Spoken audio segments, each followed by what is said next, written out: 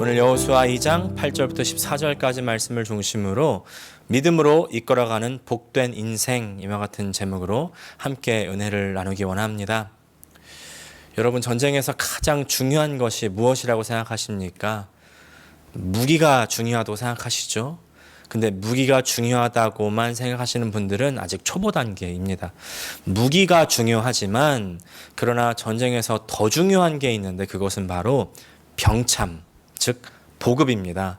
보급까지 생각하시는 분들이 있으셨다면 그분들은 이제 중급 정도는 되시는 거예요. 식량과 물자가 없으면 무기가 아무리 좋아도 전쟁을 할 수가 없습니다.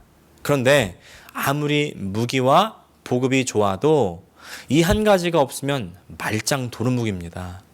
전쟁에서 가장 중요한 것 무엇일까요? 그것은 바로 정보입니다. 정보. 전쟁에서 정보의 중요성은 가장 우선입니다. 아무리 무기가 좋고 또 식량이 많아도 상대방의 군사력을 모르고 상대방의 군사력이 어디에 집결할지를 모르고 상대방이 우리의 어느 쪽을 노리는지를 모르면 그 전쟁은 질 수밖에 없습니다. 마치 우리가 아무리 좋은 총을 손에 쥐고 있어도 눈을 가리고 적이 어디에 있는지를 알지 못하면 패배할 수밖에 없는 것처럼 말입니다. 영적인 전쟁도 마찬가지입니다. 영적인 전쟁에서 가장 중요한 무기인 하나님 말씀 잘 읽고 또 알고 영적인 보급, 매일 말씀 묵상 또 예배 생활을 빠지지 않는 것이 정말 중요하지만 사탄이 우리의 무엇을 노리고 오는지를 정확하게 모르면 내가 지금 내 삶 가운데 어디에쯤 와 있는지를 모르면 영적인 전쟁에서 승리할 수가 없습니다. 어떤 사람에게는요 게으름을 타고 오고 어떤 사람에게는 성냄, 분노를 타고 오고 또 어떤 사람들에게는 두려움을 타고 들어오고 또 문제, 고난의 상황들을 타고 들어옵니다. 이것이 영적인 문제인지 영적인 시험인지 영적인 전쟁인지를 알려면 우리가 읽고 묵상한 말씀이 우리의 생활에 어떻게 적용되는지를 우리는 잘 알고 살펴봐야 됩니다. 말씀을 자꾸 우리의 생활에 접목을 시켜봐야 되는 것이죠. 내가 화가 났을 때 내가 왜 이렇게 화가 났지? 내가 지금 왜 이렇게 무기력하지? 내가 왜 이렇게 무섭지? 점검해 보셔야 됩니다. 그냥 난 원래 화가 많은 사람이야. 난 원래 못해. 난 원래 게을러. 난 원래 우울해. 이러시지 말고요. 그러면 처음부터 지고 시작하는 것이죠. 악한 영이 반드시 틈을 타고 들어오는 부분이 있습니다. 우리가 천성적으로 약한 부분, 주로 이제 그 틈을 타고 들어오는 약점이 되는데요. 그리고 이제 그것에 내 관심을 기울여야 되죠. 그래야 민감해집니다. 민감하게 내가 왜 이렇게 심하게 반응하지? 이런 생각까지 갈 수 있어야 되죠. 거기에 하나님의 말씀을 적용하는 것입니다. 그러면 우리는 이길 수가 있습니다. 그렇게 이기는 삶을 살아가는 것이죠.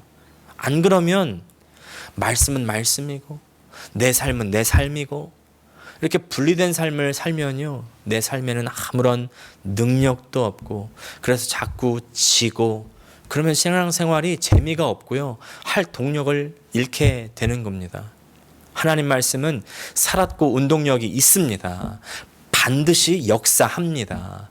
그런데 그 살아있고 운동력이 있는 하나님 말씀의 역사가 우리의 것이 되려면요 한 가지 조건이 있습니다. 그것은 적용입니다. 적용.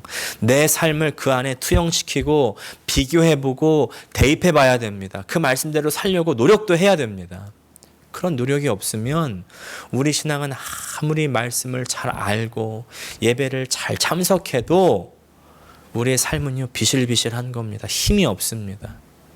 우리 진짜 힘이 있는 신앙생활 하셔야죠. 뉴스는 세상이 어수선하다고 그러고 우울하다고 합니다. 뭐 볼 게 없다고 합니다. 이런 때에 신앙이 우리의 삶을 이끌고 나갈 수 있어야죠. 안 그렇다면 우리 신앙생활 왜 하십니까? 신앙을 가지는 이유가 없지 않겠습니까?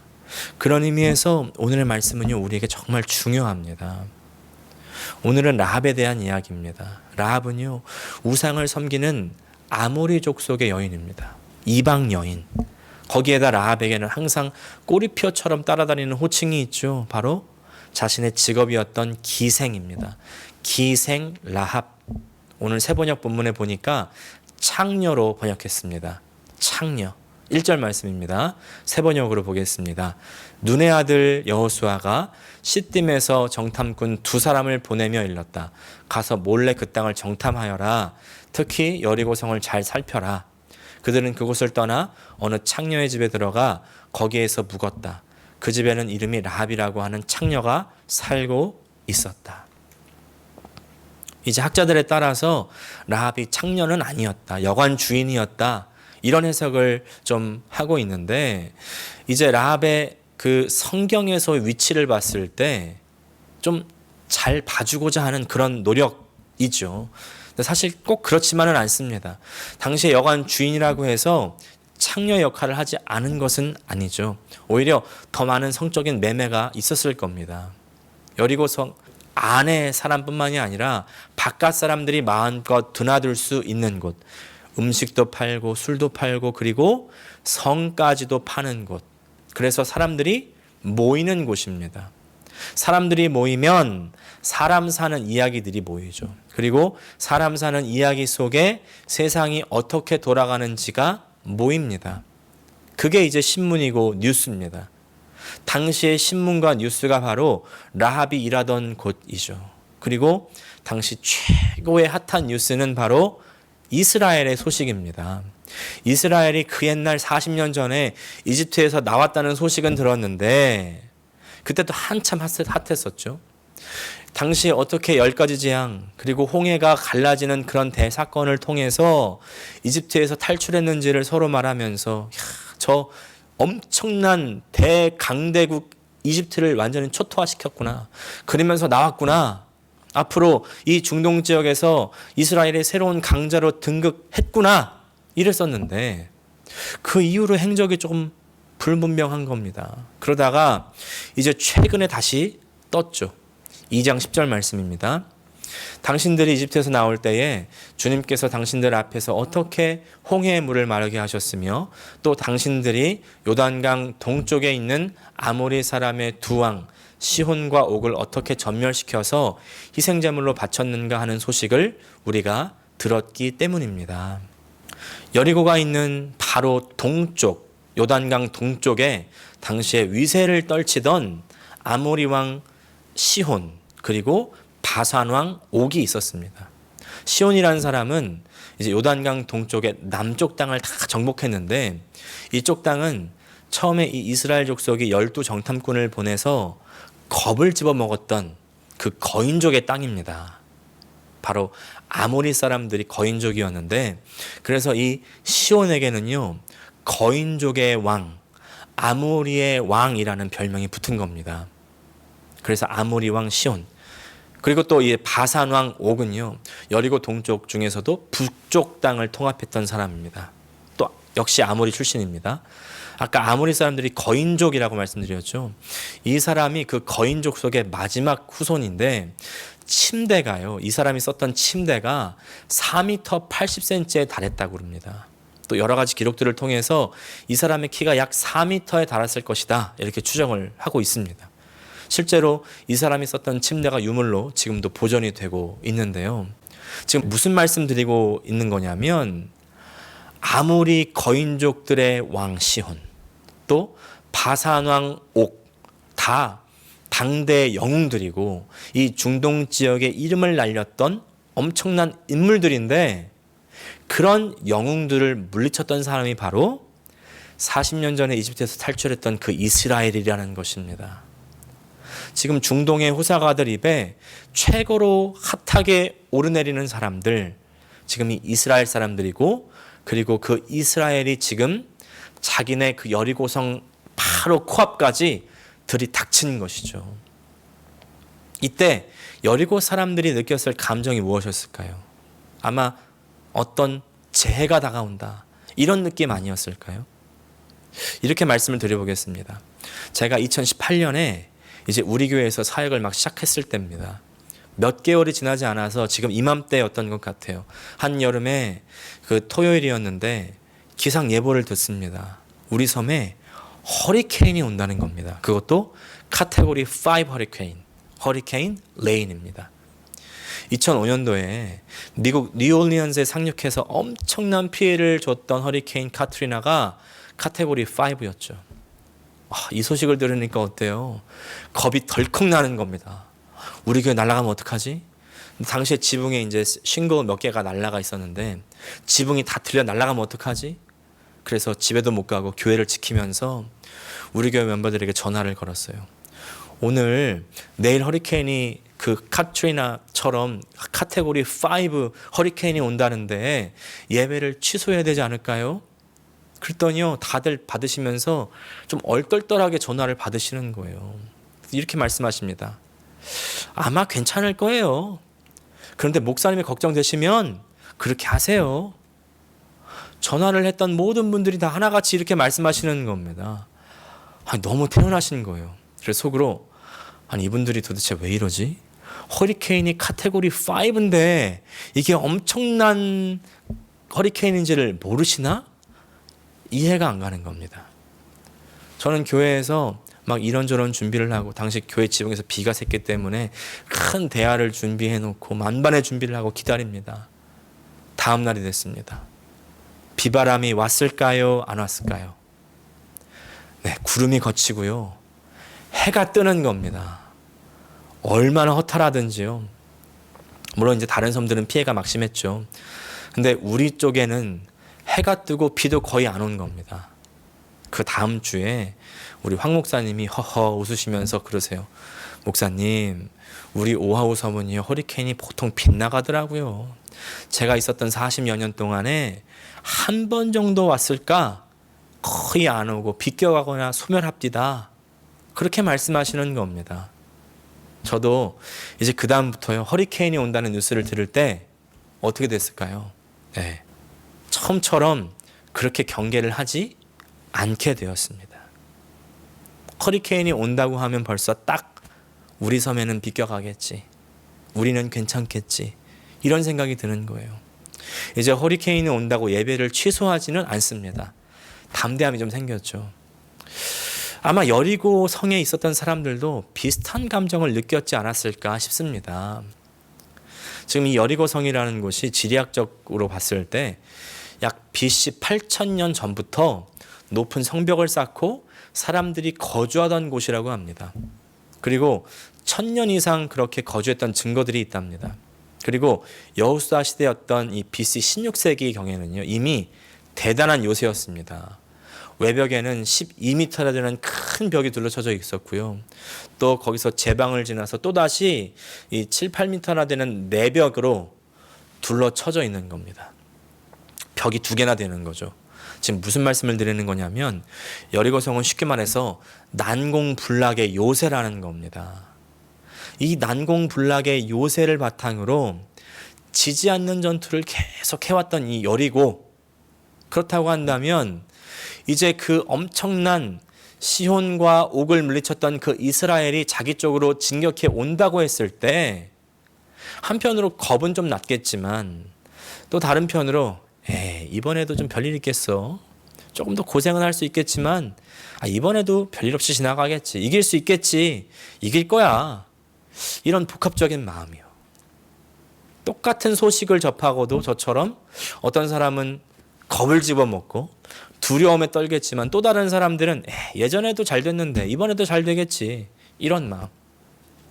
왜 이런 일이 생길까요? 그것은 똑같은 것을 보고 들어도 그것을 접하는 우리의 마음은 다 다르기 때문이죠. 그래서 정말 내가 듣고 알아야 하는 것을 놓치고 맙니다. 여리고의 다른 사람들은요, 이스라엘의 이 진격해 온다는 소식을 듣고도 귓등으로 흘려보내는 겁니다. 그런데 그때 이 라합이라는 한 사람만큼은 달랐습니다. 라합은요, 이스라엘의 이야기를 그냥 흘려듣지 않습니다. 그리고 이스라엘의 정탐꾼이 왔을 때 이 사람들을 선대합니다. 그리고 자기가 살 수 있는 기회를 잡는 거예요. 라합에게 어떻게 이런 일이 가능했을까요? 오늘 라합을 통해서 영적인 레슨을 함께 알아보려고 합니다. 첫 번째, 라합에게는요, 영적으로 볼 수 있는 눈이 있었습니다. 우리에게도요, 라합처럼 영적으로 볼 수 있는 눈이 열려야 됩니다. 11절 말씀입니다. 우리는 그 말을 듣고 간담이 선을 했고 당신들 때문에 정신을 잃고 말았습니다. 위로는 하늘에서 아래로는 땅 위에서 과연 주 당신들의 하나님만이 참 하나님이십니다. 영적인 눈에 대한 이야기를 우리가 자주 하죠. 그러나 이 뜻이 정확히 무엇인지를 우리는 잘 이해해야 됩니다. 영적인 눈이 열린다는 소리는 무슨 뜻입니까? 그냥 귀신이 보이고 천사가 보이면 영적인 눈이 열린 것일까요? 영적인 존재를 보는 그것도 영적인 눈이라고 할 수도 있겠지만 그것만으로는 부족합니다. 부족한 게 아니라 사실은 틀린 설명입니다. 영적이다 혹은 영적인 눈이다 라는 것을요 제가 정확하게 설명드리겠습니다. 우리 믿는 사람들이 말하는 영적은요 하나님에 관한 것, 영적은 하나님에 관한 것, 그리고 영적인 눈은 하나님이 보이고 하나님의 움직이심을 이해하는 것입니다. 채 아무리 자기가 신령해서 막 다른 게 보이고 들려도요 하나님이 안 보이고 하나님이 안 들리면 그 눈은 그냥 무당의 눈입니다. 귀신의 눈입니다. 다들 잘 아시는 것처럼 예수님께서 가다라 지방에서 다니실 때입니다. 한 귀신 들린 자를 만나게 되시죠. 예수님께서 이 사람을 만날 때 이 귀신 들린 자, 그 안에 있던 귀신은요 이미 예수님이 하나님의 아들인 것을 알고 소리를 지르는 겁니다. 마태복음 8장 29절 말씀이요. 하나님의 아들이여 우리가 당신과 무슨 상관이 있나이까? 때가 이르기 전에 우리를 괴롭게 하려고 여기 오셨나이까? 귀신은 예수님이 하나님의 아들인 것을 알았지만 귀신과 예수님은 지금 상관이 없습니다. 귀신에게 예수님은 다만 괴롭히는 존재로 인식될 뿐이었습니다. 이 귀신들의 인식이요 사실 지금 여리고 사람들의 인식과 크게 다르지가 않습니다. 여리고 사람들에게는 이 이스라엘의 여호와라는 신은요 자기들을 괴롭히고 죽이러 오는 신입니다. 별로 관계가 없습니다. 오히려 두려워서 소리치는 거죠. 그런데 이때 라합만큼은 다릅니다. 라합은요 이스라엘이 움직이는 것, 이스라엘이 승리하는 것, 이스라엘이 여리고로 오는 것을 보고 하나님이 움직이는 것을 봅니다. 그리고 나서 자신의 위치도 자세하게 살펴봤습니다. 이 땅이 이스라엘에게 침략 당할 것도 미리 내다 보이는 것입니다. 여러분 우리 삶에서 하나님이 움직이시는 것을 보십니까? 우리의 삶에서 하나님께서 역사하시는 것을 보십니까?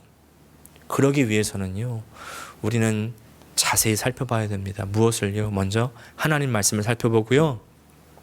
그리고 나서 우리의 삶을 자세히 봐야 됩니다. 그래서 저는 말씀 묵상하는 삶을 더욱 강조하는 것입니다. 말씀 묵상을 하지 않으면 먼저는 하나님 말씀을 모릅니다. 하나님 말씀을 모르면 시작도 안 되는 거죠. 두 번째는 하나님 말씀과 나의 삶이 상관이 없습니다. 하나님 말씀이 나의 삶 속에 관계해야 됩니다. 상관이 있어야 됩니다. 라합은 이 이스라엘의 행보에 예전부터 주목해왔고 그리고 지금 아주 지대한 관심을 가지고 자신의 삶 속에서 어떻게 해야 되는지를 살펴보고 있는 것입니다. 하나님을 묵상하는 거죠. 그래서 결론이 바로 알았다입니다. 나는 알았다. 9절 말씀 말하였다. 나는 주님께서 이 땅을 당신들에게 주신 것을 압니다. 우리는 당신들 때문에 공포에 사로잡혀 있고 이 땅의 주민들은 모두 하나같이 당신들 때문에 간담이 선을 했습니다. 나는 주님께서 이 땅을 당신들에게 주신 것을 압니다. 나는 압니다.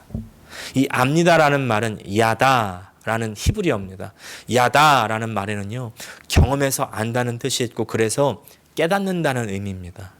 하나님께서 나의 삶 속에서 움직이고 계시다는 사실을 이제 보았다면요 깨달아야죠. 뭘 깨달을까요? 아, 하나님께서 움직이시는구나. 근데 어떤 사람들은 이렇게 깨달아요. 저 하나님이 움직이는데 왜 나를 죽이러 오지? 왜 저래? 왜 가만히 있는 나를 괴롭혀? 왜 나를 건드려? 내가 뭘 잘못했다고 그래? 근데 이게 지금 어떤 반응이에요? 누구의 반응이에요? 귀신 들린 자의 반응? 바로 귀신의 반응이죠. 하지만 반대로 영적인 눈이 열린 사람은요 이렇게 깨닫습니다. 다시 11절 말씀 그리고 12절 13절입니다. 우리는 그 말을 듣고 간담히 선을 했고 당신들 때문에 정신을 잃고 말았습니다. 위로는 하늘에서 아래로는 땅 위에서 과연 주 당신들의 하나님만이 참 하나님이십니다. 내가 당신들에게 은혜를 베풀었으니 이제 당신들도 내 아버지의 집안에 은혜를 베푸시겠다고 주님 앞에서 맹세를 하시고 그것을 지키겠다는 확실한 증표를 나에게 주십시오. 그리고 나의 부모와 형제 자매들과 그들에게 속한 모든 식구들을 살려주시고 죽지 않도록 우리의 생명을 구하여 주십시오. 뭡니까? 하나님 편에 붙어야 되겠구나. 내가 지금 여리고에 있고 내가 지금 창녀고 내가 변변치 않고 하찮은 사람인데 내가 지금 저 이스라엘 때문에 죽을 운명에 처한 것 같은데 그런데 내가 하나님 편으로 바꾸면 그러면 내가 살 수 있겠구나. 하나님 편으로 바꾸면 내가 복을 얻겠구나. 할렐루야. 이것이 바로 라합의 믿음이었습니다. 믿음. 라합에게서 발견하는 영적인 레슨 두 번째는요 바로 이것입니다. 믿음. 그런데 그 믿음이 어떤 믿음이에요? 선택하는 믿음이라는 것입니다. 라합은 여리고 사람이었지만 이스라엘의 정탐꾼을 보았을 때 그 정탐꾼을 잡으려고 하는 여리고 왕의 명령을 듣지 않습니다. 거역합니다. 이스라엘의 정탐꾼을 오히려 숨겨주죠. 여리고 편을 버리고 이스라엘의 편을 선택한 겁니다. 선택. 선택이라고 우리가 쓰지만 원래 이 단어는 네 글자 단어입니다. 어떻게 네 글자일까요? 취사선택입니다. 취사선택. 취사선택이라는 말은 취할 것은 취하고 버릴 것은 버려서 골라 잡는 겁니다. 고르고 가리는 것. 그러니까 무엇을 고르기 위해서는요 버려야 된다는 것이죠. 버려야 취할 수가 있습니다. 버려야 가질 수가 있습니다. 제가 아이를 키워보니까요 더 확실히 알겠습니다. 제 딸이요 예전에도 그렇고 지금도 그렇고 제 것에 탐을 많이 냅니다. 아빠가 하는 것을 자기도 하고 싶고 아빠가 먹는 거를 자기도 먹고 싶고 그리고 아빠가 가지고 있는 것을 자기도 가지고 싶습니다. 제가 아이스크림을 먹고 있으면요 어느샌가 제 앞으로 와서 자기도 아이스크림을 달라고 그래요. 이렇게 말씀드리면 아니 딸 건 안 챙기고 왜 저만 먹느냐 이렇게 하실 분들을 위해서 분명히 말씀드리면 딸 먹을 걸 분명히 줬거든요. 근데 자기 것보다 아빠 것이 더 맛있어 보이는 겁니다. 그러면 제가 그러죠. 너 손에 잡고 있는 것을 놔야 내가 주지. 근데 아니에요. 자기 것도 자기 거고 아빠 것도 자기 겁니다. 어릴 때부터 그렇게 욕심이 많은지 진짜 우리가 죄인이다. 죄인으로 태어났다. 딸을 보면서 알겠습니다. 자기 것을 놔야 다른 더 좋은 것을 취할 수가 있습니다. 마찬가지로 세상 것을 놓아야 하나님께서 주시는 것을 취할 수가 있습니다. 라합은요 여리고를 포기하는 거예요. 그리고 이스라엘을 얻습니다. 더 정확히는요 이스라엘의 하나님을 얻는 겁니다. 우리는 세상 것을 놔야 됩니다. 그래야 하나님의 것을 취할 수가 있습니다. 그리고 이것을 믿음이라고 하는 겁니다. 믿음은 내가 확신하는 것이 아닙니다. 믿음은 선택입니다. 믿음은 세상의 것을 버리고 하나님의 것을 취하는 것입니다. 세상의 것을 버리려면 전제 조건이 있죠. 아까 첫 번째 레슨이요. 하나님의 것이 보여야죠. 하나님이 보여야 내 손에 쥔 것을 보고 이것은 하찮은 것이구나. 그리고 하나님의 것이 더 좋은 것이구나. 하나님의 것이 살리는 것이구나. 하나님이 복이구나. 이것을 깨닫고 내 거를 버릴 수가 있죠. 지난 목요일에 영국의 한 공원에서 있었던 일이 뉴스에 나왔습니다.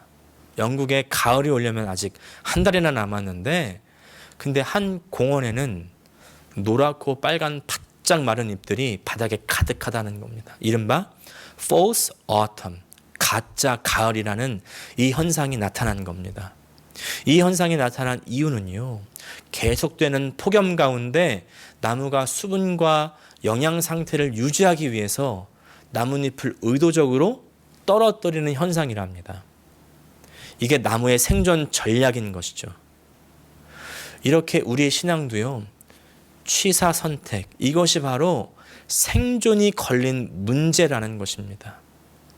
처음에 이 라합처럼 여리고의 것을 놓을 때요, 사실은 여리고를 배신할 때 여리고의 왕으로부터 죽임을 당할지도 모르는 그런 위험을 무릅쓰고 하는 것이지만, 사실은 뭡니까?